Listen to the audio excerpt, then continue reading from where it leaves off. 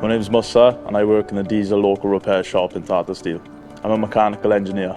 I service the locomotives on site, and the locomotives are used to transport the steel around the site. My career pathway started when I took an interest in resistant material technologies back when I was in school, and then I carried on with that interest through engineering through college, and as I completed my level 2 mechanical engineering, I applied for Tata and hope to continue my development in engineering.